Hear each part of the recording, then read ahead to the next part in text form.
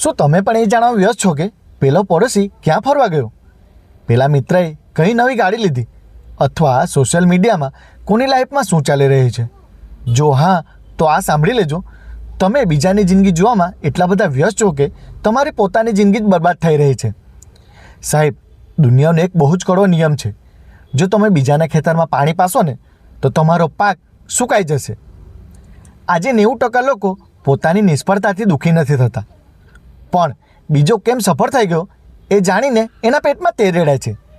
આપણે આપણી એનર્જી અને આપણો કિંમતી સમય એવા લોકોની લાઈફ જોવામાં વેડફી નાખીએ છીએ કે જેને આપણા અસ્તિત્વની કોઈ જ જાતની કોઈ પરવા નથી.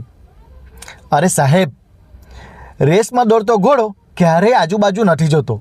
એની આંખોની સામે માત્ર એનું લક્ષ્ય જ દેખાય છે અને એટલે જ એ જીતે છે. જો જિંદગીની રેસમાં જીતવું હોય ને તો નજર બીજાના પરથી હટાવીને પોતાની જાત પર લગાવતા શીખી જાઓ. બીજાની જિંદગીની ફિલ્મ જોવાનું બંધ કરી દો અને પોતાના લાઈફના હીરો પોતે જ બનો. મિત્રો, જે દિવસે તમારું ધ્યાન બીજાના કામ પરથી હટીને પોતાના કામ પર આવી જશે ને એ દિવસે તમારી પ્રગતિ થતાં કોઈ રોકી નહીં શકે. પોતાનું ફોકસ પોતાના પર રાખો. જો તમે પણ આજથી જ પ્રગતિ કરવા માટે ધ્યાન આપવા તૈયાર હો ને તો માય ફોકસ લખજો અને વાતોની સફર આવી જ રીતે ચાલુ જ છે.